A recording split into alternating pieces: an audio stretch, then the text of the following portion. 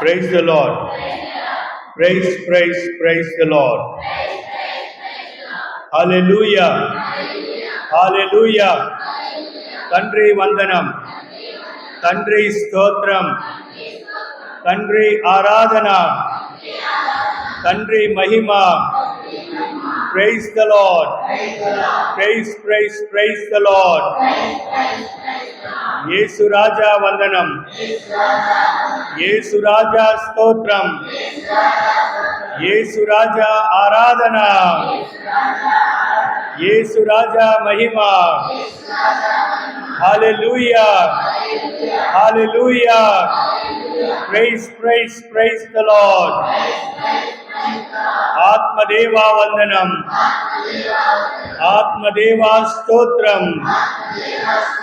Atmadeva Aradhana. Atmadeva Mahima. Hallelujah. Hallelujah. యోహాను సువార్త 2వ అధ్యాయము 5వ వచనం. ఆయన తల్లి సేవకులతో ఆయన చెప్పినట్లు చేయుడు అనెను. పితా పుత్ర పవిత్రాత్మ నామమున. ప్రియమైనటువంటి సహోదరి సహోదరులారా, ఈరోజు మనము క్రీస్తు ప్రభు కానా అనే పెండ్లి విందుకు పిలువబడినప్పుడు క్రీస్తు ప్రభు, మరియ తల్లి, శిష్యులు ఆ విందుకు పిలువబడినప్పుడు ఆ విందులో ద్రాక్షారసము తక్కువైనప్పుడు, యూదుల ఆచార ప్రకారము వివాహం జరిగినప్పుడు అందరూ ఈ ద్రాక్షారసాన్ని పానం చేస్తారు. అది సామాన్యమైనటువంటి సాంఘికపరమైనటువంటి ఆచరణ. ఈ ద్రాక్షారసము తాగటం వల్ల ఎవరు ఎక్కువగా మంచి ద్రాక్షారసాన్ని ఆ పెండ్లి వివాహములో ఈ ద్రాక్షారసాన్ని పంచుతారో అటువంటి వివాహము అందరూ అంటారు, ఓహో ఆహా, ఎంత చక్కగా చేశారా, ఎంత డబ్బు ఖర్చు పెట్టారా. వివాహంలో ఏది బాగపోయినా ముఖ్యంగా ఏది బాగోవాలి అమ్మా? ఏం బావాలి? బిర్యానీ బాగోవాలి, అవునా? మన సాంప్రదాయం ప్రకారం ఎంత పెట్టినా ఎంత ఎక్కువ తినపోయినా 2-3 ముద్దలు తిన్నా సరే అది రుచిగా ఉంటే అందరూ ఏమంటారు? చాలా బాగా చేశారు. అదేవిధంగా యూదుల సాంప్రదాయం ప్రకారము ఎంత శ్రేష్టమైనటువంటి ద్రాక్షారసం ఇస్తే ఆ పెళ్లికి అంత ఘనత, పేరు ప్రఖ్యాతం. మరి ఇటువంటి పెళ్లి వివాహములో ద్రాక్షారసము తక్కువైంది. చూడండి, ఆ పెళ్లి ఏర్పాటు చేసినటువంటి పెద్దకి, ఆ పెళ్లి జరిపేటువంటి ఆ యొక్క ప్రజలకి, కుటుంబ సభ్యులకి ఎంత అవమానకరమైనటువంటిది, ఎంత టెన్షన్. మనం కూడా పెళ్ళిళ్ళు వివాహాలు జరుపుకునేటువంటి కుటుంబాలలో చాలా ఒత్తిళ్ళు ఉంటాయి. ఏది తక్కువైనా మాట వస్తుంది, మాట రాకుండా చేయాలి అని అప్పో సొప్పో చేసి పెళ్ళిని ఘనంగా చేయటానికి అందరూ ఆశపడతారు. అదే రీతిలో ఈ యొక్క కానా అనేటువంటి పల్లెలో ఈ వివాహం జరిగినప్పుడు చూడండి, ద్రాక్షారసము తక్కువైంది. అప్పుడు ఈ యొక్క విషయాన్ని గమనించినటువంటి ఒకే ఒక వ్యక్తి, అప్పటి వరకు పెళ్లి పెద్దకి తెలియదు, పెళ్లి నిర్వహించేటువంటి వారికి కూడా తెలియదు. కానీ ఈ యొక్క సంఘటనను ద్రాక్షారసము తక్కువైందని మొట్టమొదటిగా గ్రహించినటువంటి వ్యక్తి మరియ తల్లి. Praise the Lord. Praise the Lord. ఈరోజు ముఖ్యంగా మొట్టమొదటిగా మరియ తల్లి చేసినటువంటి ఈ యొక్క పాత్రను, ఆమె నిర్వహించినటువంటి మధ్య మధ్యవర్తిత్వాన్ని, ఆమె చూపించినటువంటి ఈ సహాయాన్ని మనం అందరము ధ్యానించాలి. ఈ మరియ తల్లి చేసినటువంటి ఈ యొక్క మంచి కార్యాన్ని మన జీవితంలో కూడా అలవర్చుకుని, ఎవరైతే కష్టంలో ఉంటారో, బాధలో ఉంటారో వారికి సహాయంగా ఉండాలనేటువంటి ఆ యొక్క గుణాన్ని, లక్షణాలను, 6 ముఖ్యమైనటువంటి లక్షణాలను ఈరోజు ప్రత్యేకంగా మరియ తల్లి నుండి మనం నేర్చుకుందాం. Praise the Lord, praise the Lord. మొట్టమొదటిది, ప్రియమైనటువంటి సహోదరి సహోదరులారా, మరియ తల్లిలో మనం నేర్చుకోవలసినటువంటి ముఖ్యమైనటువంటి లక్షణం, పెండ్లి విందులో సమస్యను మొట్టమొదటిగా గుర్తు పెట్టుకున్నది, గుర్తెరిగినది మరియ తల్లి. మరి అటువంటి తెలుసుకున్నటువంటి మరియ తల్లి అక్కడితో ఆగిపోలేదు. ఈ యొక్క సమస్య నా యొక్క సమస్య, ఈ యొక్క అవమానము నా వ్యక్తిగతమైనటువంటి అవమానం, ఈ యొక్క బాధ ఇది నా యొక్క బాధ అని వ్యక్తిగతమైనటువంటి సమస్యగా తీసుకుని, ఆ సమస్యను ఏ విధంగా నెరవేర్చాలి, ఆ సమస్యను వారి నుండి ఏ విధంగా బయటపడాలి అనేటువంటి ఆలోచన చూడండి. దానికి అనుగుణంగా మరియ తల్లి వేసినటువంటి అడుగులను మనం గుర్తు చేసుకోవాలి. మరియ తల్లిలో ఉన్నటువంటి గొప్ప సుగుణము, ఆపదలో ఉన్నటువంటి వారికి సహాయం చేయడానికి ఆమె ఎంత దూరమన్నా వెళ్తుంది. ఆమె తన బిడ్డల కోసం ఏదైనా చేయగలిగినటువంటి గొప్ప తల్లి అని ఈరోజు మొట్టమొదటిగా మనం నేర్చుకోవాలి. She own it. ఆ యొక్క సమస్య, ఆ యొక్క బాధ, ఏ ప్రాబ్లం అయినా this is my own problem.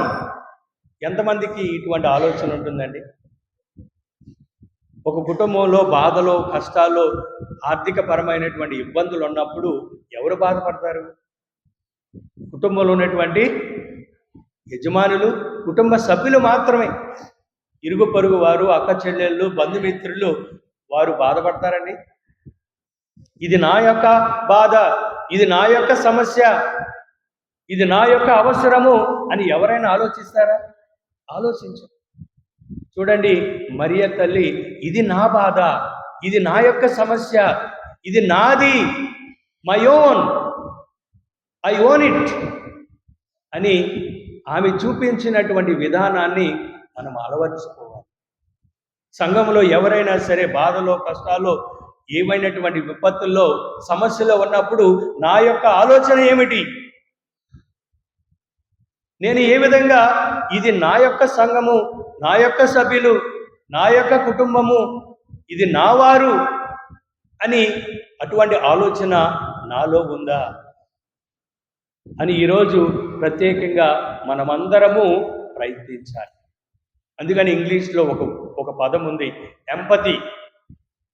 Empathy అంటే సానుభూతి చూపటం. ఎవరన్నా బాధలో, కష్టాల్లో ఉన్నప్పుడు సానుభూతి చూపటమే కాదు, అది సరిపోదు. ఎంపతి అంటే సానుభూతి చూపటమే కాదు, సానుభూతి చూపిస్తూ దాని యొక్క పరిష్కారం ఏమిటి అని ఆలోచించాలి. దానికి అనుగుణంగా మనము అడుగులు వేయాలి. అదే నిజమైనటువంటి సానుభూతి. ఇది నా యొక్క ప్రాబ్లము, ఇది నా యొక్క సమస్య, ఇది నాది అని ఆలోచించి దానికి పరిష్కార మార్గాన్ని ఎదగటమే మనం చేయవలసినటువంటి ఎంపతి, సానుభూతి. మరి అటువంటి సానుభూతి నాలో ఉందా? ప్రతి ఒక్కరూ ఈరోజు ప్రశ్న వేసుకోవాలి. ప్రియమైనటువంటి సహోదరులు, ప్రతి ఒక్కరూ ఆలోచించాలి.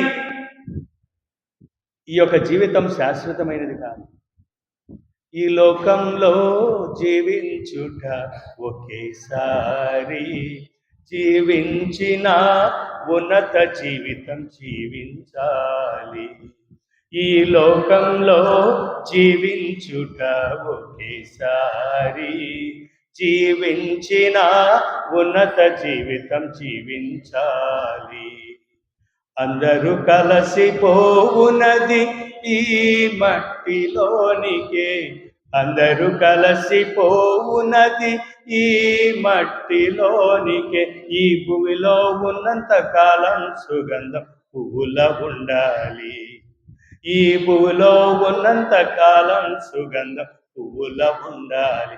అందరూ నా వాళ్ళు, అందరూ నా రక్త సంబంధికులు, అందరూ ప్రేమించాలి అని ప్రతి ఒక్కరూ ఆలోచించాలి.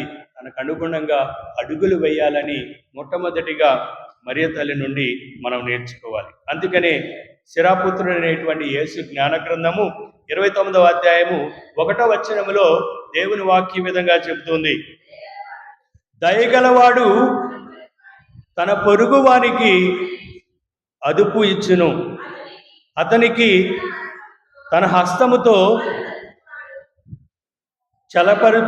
బలపరుచువాడు దేవుని ఆజ్ఞను పాటించును. చూడండి, మనం ఎవరికైతే సహాయం చేస్తామో, ఎవరికైతే సానుభూతి చూపిస్తూ తనకు అనుగుణంగా అడుగులు వేస్తామో, పరిష్కార మార్గాన్ని చూపుతామో, అది దేవుని యొక్క ఆజ్ఞను మనము చేసినట్లు అని గ్రహించాలి, సానుభూతి చూపించాలి.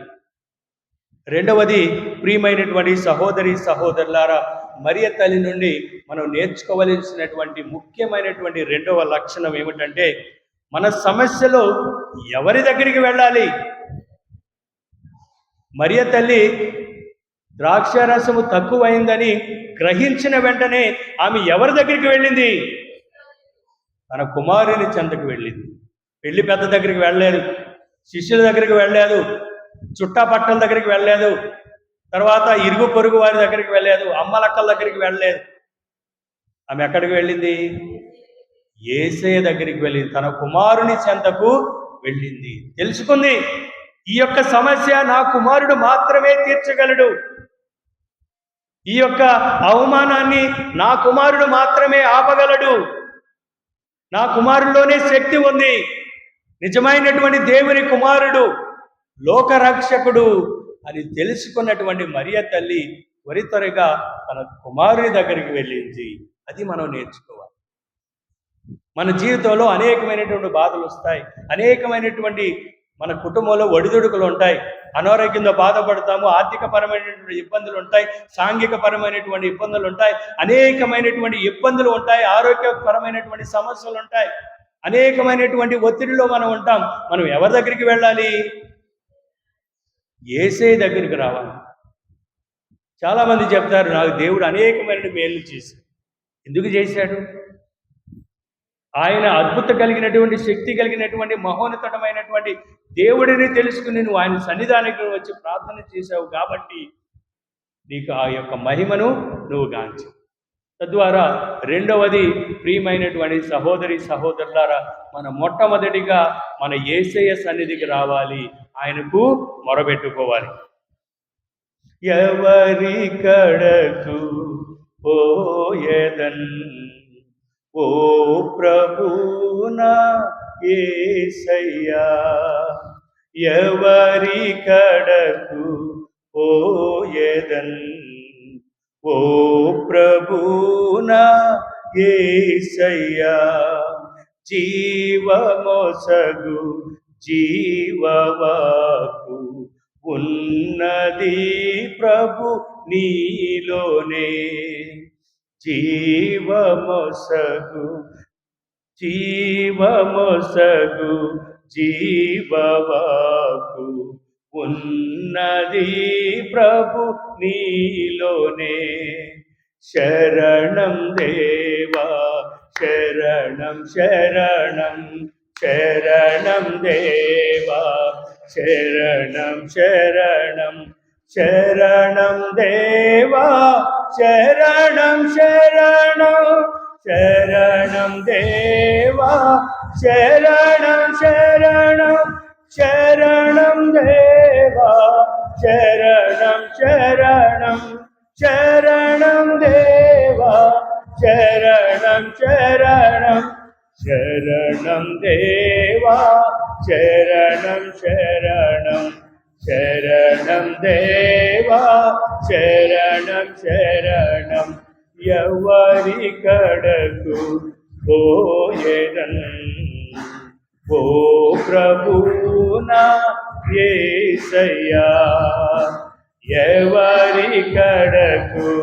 పోయేదన్ ఓ ప్రభునా యేసయ్యా. ఎవరి కడికి వెళ్తాం మనం? ఆ యేసయ్య సన్నిధికి. జీవమొసగు శక్తి ఉన్నటువంటి మాటలు కలవాడు మన యేసయ్య. అది మరియ తల్లి కన్న తల్లి గ్రహించి మరియ తల్లి యేసును ఆశ్రయించింది, యేసును మొరపెట్టింది. మనం ఎప్పుడైతే మరియ తల్లికి ప్రార్థన చేస్తామో, మనం ఎప్పుడైతే ఆమె యొక్క శరణ కోరుతామో, మనం ఎప్పుడైతే ఆమెను ఆశ్రయిస్తామో, త్వరితరుగా ఆమె ఎక్కడికి వెళ్తుందండి? మనం ఆమె చెవిలో మాట్లాడితే యేసు ప్రభు యొక్క చెవిలో మాట్లాడుతున్నటువంటి తల్లి మరియ తల్లి. అది మనం నేర్చుకోవాలి. ఎన్ని బాధలు వచ్చినా, ఎటువంటి ఇబ్బందులు వచ్చినా మొట్టమొదటిగా మనము యేసయ్యను ఆశ్రయించాలి. అందుకనే 121వ కీర్తన 1-2 వచనాలు చూసినట్లయితే 121వ కీర్తన 1-2 వచనాలు. నేను నా కనులెత్తి కొండవైపు పారచూచుచున్నాను, నాకు ఎచ్చట నుండి సహాయము లభించును. భూమి ఆకాశములు సృజించిన ప్రభు నుండి నాకు సహాయము లభించును. Praise the Lord. భూమి ఆకాశాన్ని సృష్టించినటువంటి ఆ దేవుని నుండే మనము సహాయం పొందగలము. అందుకనే మనం మొట్టమొదటిగా ప్రభుని ఆశ్రయించాలి. ఏ బాధలు వచ్చినా, ఇబ్బందులు వచ్చినా మొట్టమొదటిగా ప్రభుని ఆశ్రయించాలి. 46వ కీర్తన 1వ వచనంలో కీర్తనకారుడు ఇంకొక వాక్యం చెప్తూ ఉన్నాడు.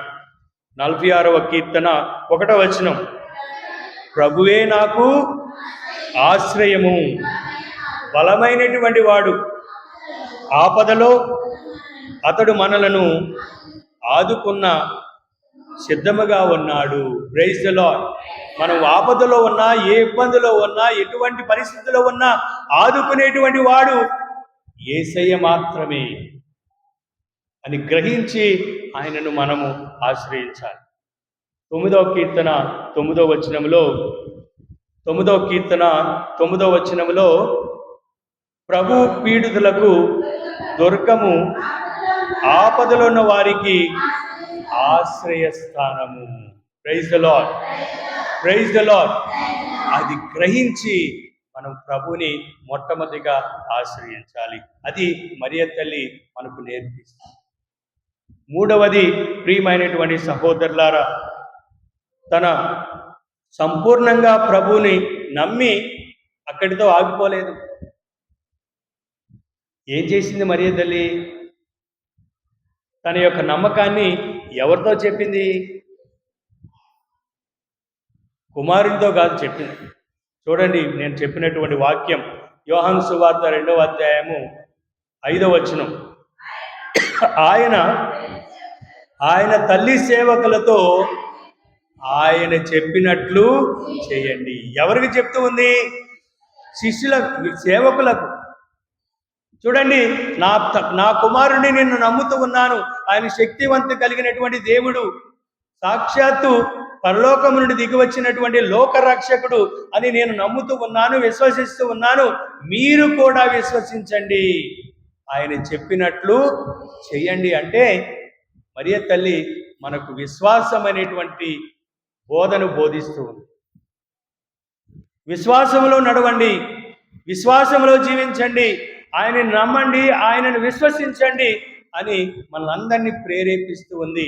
ప్రియమైనటువంటి సహోదరులారా, ఆయన చెప్పినట్లు చేయమని మనల్ని ప్రేరేపిస్తూ. మరి ఆయన చెప్పినట్లు చేస్తామా?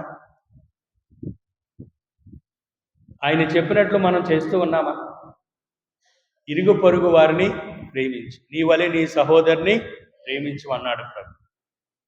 ఈ దివ్య బలి పూజలో ఆయన చేసిన విధానాన్ని మనము అనునిత్యము దివ్య బలి పూజలో కొనియాడుతూ ఉన్నాం. Do it in remembrance of me. నన్ను ధ్యానిస్తూ నా కొరకు ఈ యొక్క దివ్య బలి పూజను మీరు జరిపించండి అని ప్రభు చెప్తూ ఉన్నప్పుడు మనము ఆయన చెప్పినట్లు చేస్తున్నామా? ఒకసారి ఆలోచించు. మనం తప్పనిసరిగా ఆయన నమ్మి ఆయన శరణు వచ్చి ఆయనను మనము ఆశ్రయించినట్లయితే విశ్వాసము మాత్రముతో ఆయనను ఆశ్రయించాలి, నమ్మకంతో ఆయన ఆశ్రయించాలి. అదే మరియ తల్లి ఈరోజు మనల్ని కోరుతుంది. 4వది, మరియ తల్లి తాను చేసిన గొప్ప సహాయము దానితో పాటు గొప్ప త్యాగం చేసింది. ఎటువంటి త్యాగం అంటే, ప్రియమైనటువంటి సహోదరి సహోదరులారా, మరియ తల్లి ప్రభుని ఆశ్రయించినప్పుడు ప్రభు ఏమన్నారు? ఓ స్త్రీ, అది నాకేమి నీకేమి, నా గడియ ఇంకను రాలేదు. చూడండి, గడియ అంటే ఏమిటి? సమయం అంటే ఏమిటి? ఆయన యొక్క గడియ, దేవుడు తండ్రి దేవుడు ఆయనను ఈ లోకానికి పంపించింది దేనికి? మన అందరి పాప పరిహారార్థమై శిలువలో మరణించడానికి. ఆయన యొక్క గడి అంటే ఆయన యొక్క శ్రమ, ఆయన యొక్క బాధలు, శిలువలో అంటగొట్టడం, మరణించడం, పునరుత్థానుడు అవ్వటం అనేటువంటి గడియ నాకు రాలేదు అని చెప్పినప్పటికి కూడా మరియ తల్లి ఆమె చేసినటువంటి త్యాగం చూడండి. నువ్వు అప్పటి వరకు నువ్వు వేచి చేయని అవసరం లేదు, నీ గడియ ఇప్పుడే వచ్చింది, నీ యొక్క అద్భుత శక్తిని ప్రదర్శించు అని మరియ తల్లి కుమారుని ఆమె ప్రాధేయపడింది. ఆయన యొక్క గడియ, దేవుని చిత్తాన్ని నెరవేర్చడానికి వచ్చినటువంటి ప్రభుని ఆమె ప్రోత్సహించింది. ఆమె షీ ఇన్స్పైర్డ్ హిమ్. అది మనం గ్రహించాలి. అందుకని యోహాను సువార్త 12వ అధ్యాయము 23వ వచనంలో ప్రభు ఈ విధంగా చెప్తున్నాడు. యోహాను సువార్త 12వ అధ్యాయము 23వ వచనం, అందుకు యేసు ఇట్లనెను, మనిషి కుమారుడు మహిమ పొందవలసినటువంటి గడియ వచ్చినటువంటిది. ఏ గడియ? తాను అవమానం పొందటం, శిలువలో అంటగొట్టబడటం, మరణించడం, తిరిగి 3వ నాడు ఉత్థానుడై మహిమానితుడై ఆయన లేవనెత్తబడటం అనేటువంటి గడియ వచ్చినదని చెప్తూ ఉన్నారు. అది ఆ గడియ గురించి ప్రభు అక్కడ చెప్పినప్పుడు మరియ తల్లి దాన్ని గ్రహించి దానికి అనుగుణంగా ఆమె ప్రభుని ప్రాధేయపడిందని మనం తెలుసుకోవాలి. అదేవిధంగా ప్రియమైనటువంటి సహోదరి సహోదరులారా, మనం తెలుసుకోవలసినటువంటి మరి ఒక విషయము, మరియ తల్లి చేసినటువంటి ఈ అద్భుతము నేను చేశానని ఇప్పుడు అంద. మరియ తల్లిలో మనం తెలుసుకోవలసినటువంటిది, మహిమ దేవునికే చెల్లుతుంది, ఆయనకు మాత్రమే ఘనత ఆరాధన చెల్లుతుందని ఆమె ఎప్పుడు ఈ అద్భుత శక్తిని తన ఖాతాలో వేసుకోలేదు. ఆ మహిమ నా కుమారుడికి చెందుతుంది, దేవునికి చెందుతని ఆమె నీటిని రసముగా మార్చిన తరువాత ఆమె ఎవరితో ఏ విధమైనటువంటి మాట్లాడటం కానీ, ఏ విధమైనటువంటి పొగడ్తలు కానీ చేసినటువంటి దాఖలు ఈ యొక్క సువిశేషంలో లేవు. కేవలం శిష్యులకు, సేవకులకు మాత్రమే ఆయన చెప్పినట్లు చేయమంది. అక్కడితో ఆమె పాత్రే అయిపోయింది. ఇది నేను చేశాను అని ఆమె ఎప్పుడు ప్రలోభాలు పలుకలేదు. మనం కూడా అది నేర్చుకోవాలి.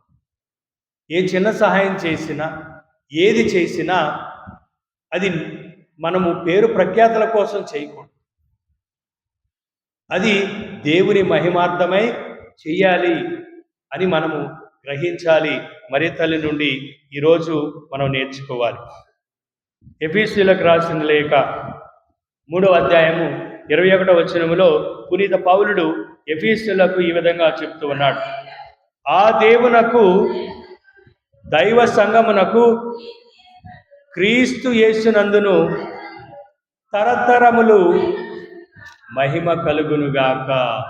ఆమేన్. క్రీస్తు యేసుకు మాత్రమే మహిమ కలుగునుగాక. ఘనత మహిమ ఆయనకు మాత్రమే చెందుతుంది.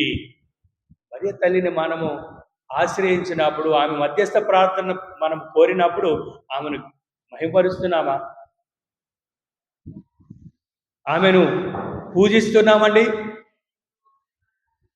ఏం చేస్తున్నా? గౌరవిస్తూ ఉన్నాం. మధ్యస్థ ప్రార్థన కోరుతూ ఉన్నాం. ఆమెను ఆశ్రయించి, అమ్మా నా కోసం ప్రార్థన చెయ్యమ్మా, అమ్మా నా కోసం నీ కుమారుని వేడుకో అమ్మా, అమ్మా నా కోసం నీ కుమారుని యొక్క ఆయన యొక్క సన్నిధిలో నా కోరికను తీసుకువెళ్ళమని ఆమెను ప్రార్థిస్తున్నామే తప్ప ఆమెను మాత్రం మనము పూజించటం లేదు. ఆమెకు ఘనత మహిమ ఏది ఆమె ఆశపడదు, తన కుమారునికే చెందుతుందని ఎల్లప్పుడూ మనకి ఈ యొక్క సత్యాన్ని బోధిస్తుంది. ప్రియమైనటువంటి సహోదరులారా, చివరిగా మరియ తల్లి నుండి మనం నేర్చుకోవలసినటువంటిది, సహాయము ప్రభు నుండి వస్తుంది. తాను కేవలము విజ్ఞాపన చేసేటువంటి ఒక ప్రార్థనా పరురాలు మాత్రమే అని మనం తెలుసుకోవాలి. సహాయము, దేవుని యొక్క కృప, దేవుని యొక్క మహిమ, దేవుని యొక్క ఆశీస్సులు దేవుని నుండి మాత్రమే మనకు కుమ్మరించబడతాయి, కానీ మరియ తల్లి నుండి మాత్రము రావు. ఆమె మధ్యస్థ ప్రార్థన చేసేటువంటి పరురాలు మాత్రమే, ఒక మార్గదర్శి మాత్రమే. She is only a bridge connecting one side to the other. ఒక నది నుండి దాటాలంటే మనకు కావలసినటువంటిది వంతెన. మనం ఒక ఎత్తైన ప్రదేశానికి ఎక్కాలంటే మనకు నిచ్చెన కావాలి. అదే రీతిలో మరియ తల్లి కేవలము ఒక వంతెన మాత్రమే. మరియ తల్లి కేవలము ఒక నిచ్చెన మాత్రమే, ఒక సామాన్యమైనటువంటి విశ్వాసపరురాలు మాత్రమే, దేవుని యొక్క తల్లి మాత్రమే. తద్వారా గ్రహించండి, ఆమె మన కోసం మధ్యస్థ ప్రార్థన చేసేటువంటి తల్లి మాత్రమే. మహిమ ఘనత ఏదైనా సరే ఆ యేసుకు మాత్రమే జరుగుతుందని మనం నమ్మాలి. Praise the Lord, praise the Lord. మరి ఇటువంటి అనేకమైనటువంటి మంచి సుగుణాలను మనం నేర్చుకుందాం. మొట్టమొదటిగా ఏ ప్రాబ్లం ఉన్నా, ఏ సమస్య ఉన్నా వ్యక్తిగతమైనటువంటి నా యొక్క సమస్యని మనము గ్రహించాలి. గ్రహించటమే కాకుండా తనకు అనుగుణంగా దాని యొక్క పరిష్కారం కోసం మనం ప్రాకులాడాలి. అది మొట్టమొదటిగా మరియ తల్లి నుండి మనం నేర్చుకోవాలి.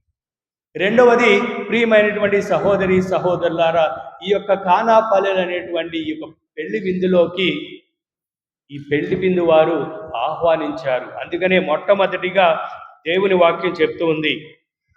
యోహాను సువార్త 2వ అధ్యాయము 2వ వచనం, యేసు ఆయన శిష్యులను ఆ వివాహము విందునకు,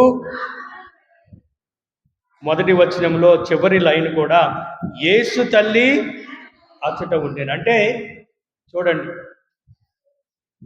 ఆ వివాహానికి మరియ తల్లి, యేసు ప్రభు, శిష్యులు ఆహ్వానించబడ్డారు. చూడండి, మన జీవితంలో కూడా యేసు ప్రభుని ఆహ్వానించిన తర్వాత మన జీవితాల్లో అనేకమైనటువంటి మార్పులు, మేలులు జరుగుతాయి. మన కోకొల్లలు ఉన్నాయి. పునీత సీమోను, ఆంద్రేయ ప్రభుని ఆహ్వానించినప్పుడు వారి కుటుంబంలో అద్భుతం జరిగింది. సీమోను పేతురు గారు యేసు ప్రభు గలిలే సరస్సు తీరమున బోధించి ఆయన యొక్క కుటుంబానికి ఆహ్వానించినప్పుడు జ్వరముతో మంచం పట్టినటువంటి సీమోను అత్త యేసు ప్రభు స్వస్థపరిచాడు. ఎందుకని? యేసు ప్రభుని ఆహ్వానించాడు కాబట్టి. మార్కు సువార్త 1వ అధ్యాయము 31వ వచనంలో ఈ యొక్క సత్యాన్ని తెలుసుకుంటాం. క్రీస్తు ప్రభు ఆమెను సమీపించి ఆమె చేతిని పట్టి లేపగా జ్వరము వీడిపోయెను. Praise the lord. జ్వరము వీడిపోయింది.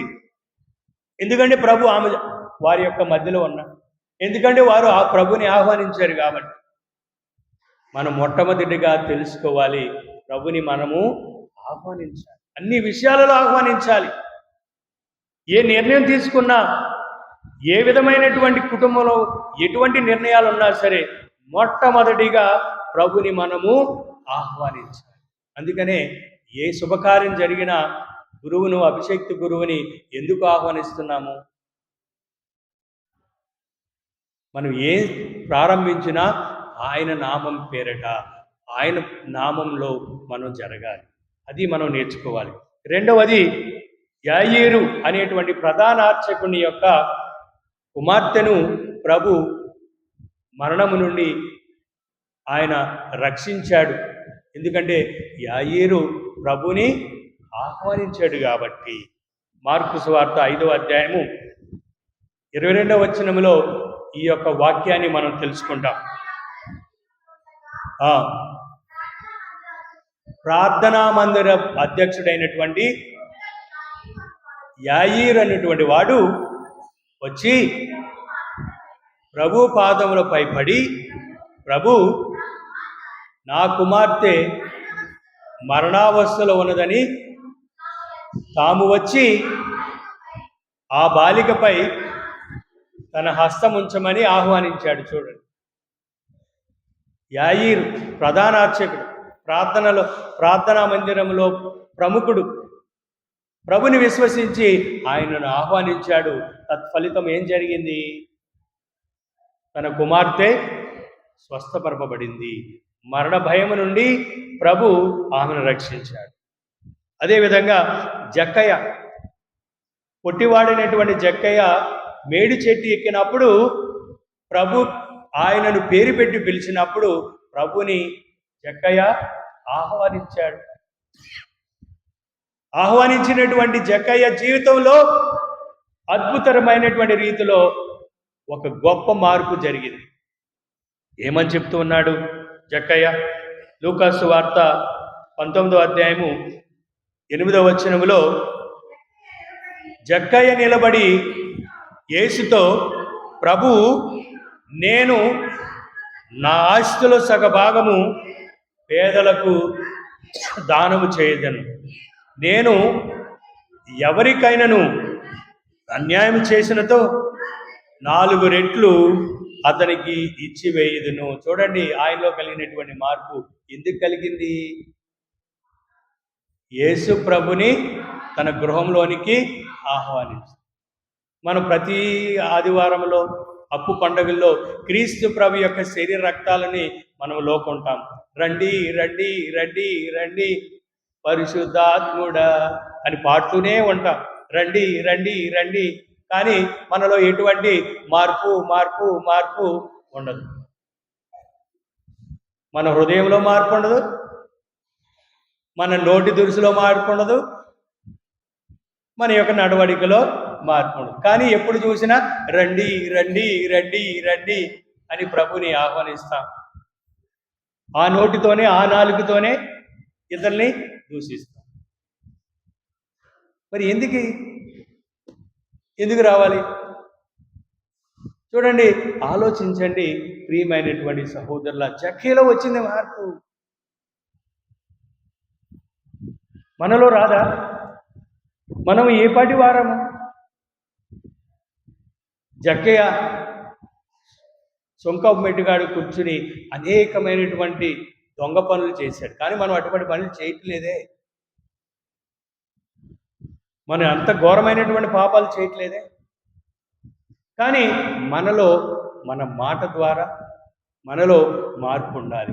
ఎటువంటి మార్పు అంటే, ప్రియమైనటువంటి సహోదరులారా, మన హృదయంలో మార్పు రావాలి.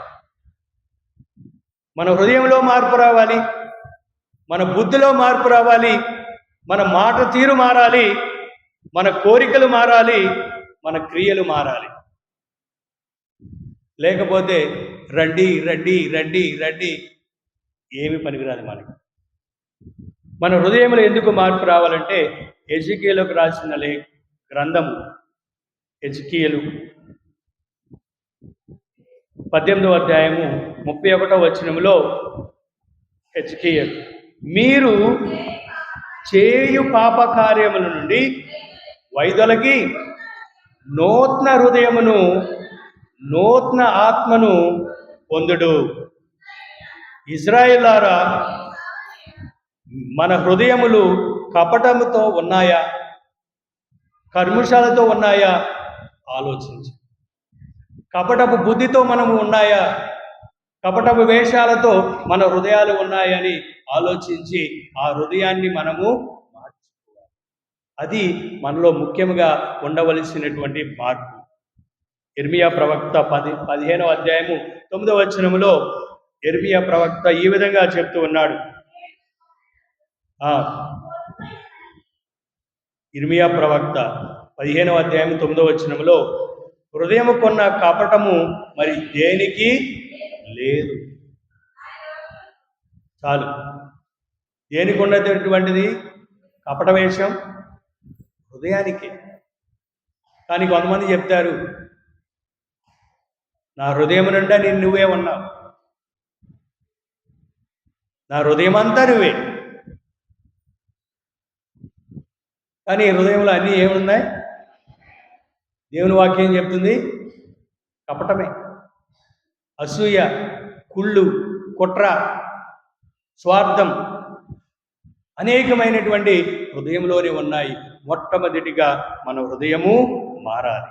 రెండవది మన బుద్ధి మారాలి. పునీత పేతురు రాసిన మొదటి లేఖ 4వ అధ్యాయము 7వ వచనములో పేతురు గారు ఈ విధంగా చెప్తూ ఉన్నారు. పునీత పేతురు రాసిన మొదటి లేఖ 4వ అధ్యాయం 7వ వచనం, అన్నిటికీ తుది సమయము ఆసన్నమైనది, మీరు స్వబుద్ధి కలిగి మెలకువతో ప్రార్థన కలిగి ఉండాలి. స్వబుద్ధితో, వక్రమైనటువంటి బుద్ధి కాదు, స్వార్థపరమైనటువంటి బుద్ధి కాదు, ఇతరులను నాశనం చేయాలనేటువంటి బుద్ధి కాదు మనలో ఉన్నటువంటిది. ఎటువంటి బుద్ధి ఉండాలి? స్పష్టమైనటువంటి స్వబుద్ధి కలిగి ఉండాలని పేతురు గారు చెప్తూ ఉన్నారు. తద్వారా ప్రియమైనటువంటి సహోదరులారా, నా బుద్ధి ఎటువంటి బుద్ధి? మంచి బుద్ధ, వక్రమైన బుద్ధ అని ఆలోచించు. మన బుద్ధి వక్రమైనటువంటి బుద్ధి అయితే పవిత్రమైనటువంటి బుద్ధిగా మార్చండి. మూడవది, మన మాట తీరు మారాలి. మన మాటలు మారాలి. మన నాలుకని కంట్రోల్ చేసుకోవాలి. దుర్భాషలు మాట్లాడుతున్నామా? ఇతరుల గురించి చెడ్డగా మాట్లాడుతున్నామా? ఇతరు యొక్క వ్యక్తిగత జీవితం గురించి అసాసినేటం చేస్తున్నామా? ఆలోచించు. అందుకనే పునీత పేతురు రాసిన మొదటి లేఖ 3వ అధ్యాయము 10-11 వచనాల్లో పునీత మన మాటలు మంచి మాటలై ఉండాలి, దుర్భాష మన నోటి నుండి రాకూడదు అని పేతురు గారు చెప్తున్నారు ఆ వాక్యంలో. మన నోటి నుండి మంచి మాటలు రావాలి, మంచి ఆలోచనకరమైనటువంటి మాటలు రావాలని పునీత పేతురు గారు చెప్తున్నారు. అదేవిధంగా మన కోరికలు మారాలి.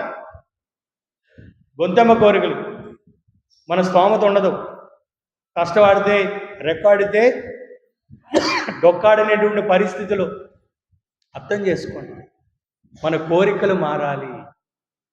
అందుకనే గలతీయులకు రాసిన లేఖలో 5వ అధ్యాయము 24వ వచనంలో పునీత పౌలుడు ఈ విధంగా చెప్తున్నాడు, వ్యామోహాలతో కాంక్షలతో ఉండకండి.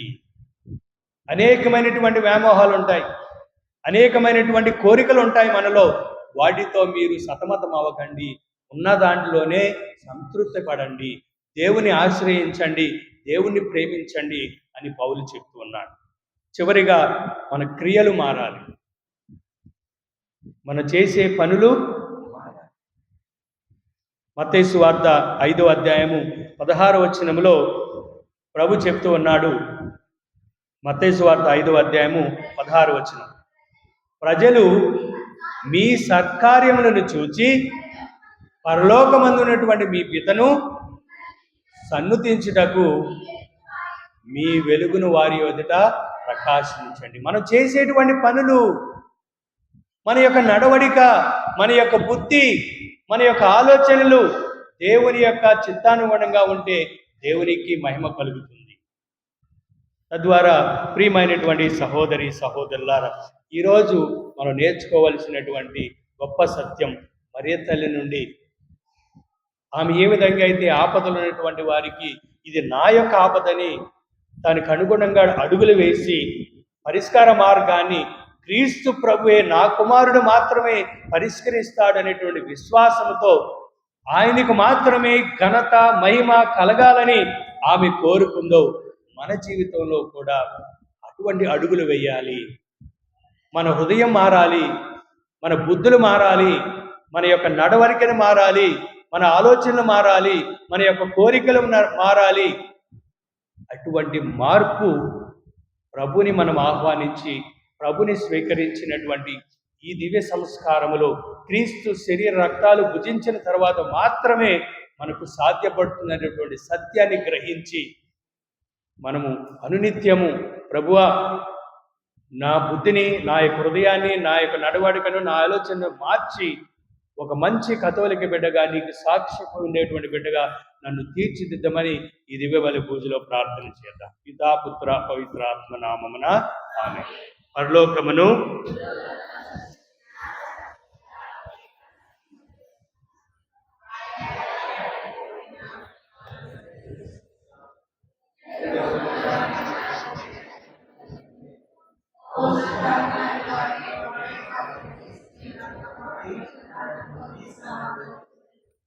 పాతాళమునికి 3వ నాడు చనిపోయిన వారిని లేచెను. పరలోకమునికి సర్వశక్తి గల అయిన సర్వేశ్వరుని ప్రక్కన కూర్చున్నారు. అక్కడ నుండి జీవించే వారికి చనిపోయిన వారు తీర్పు చేయడానికి వచ్చాను. పవిత్రాత్మని సూచిస్తున్నారు. పరిశుద్ధ కథోలిక సభను ప్రీతల పాపముల మన్నింపును సూచిస్తున్నారు.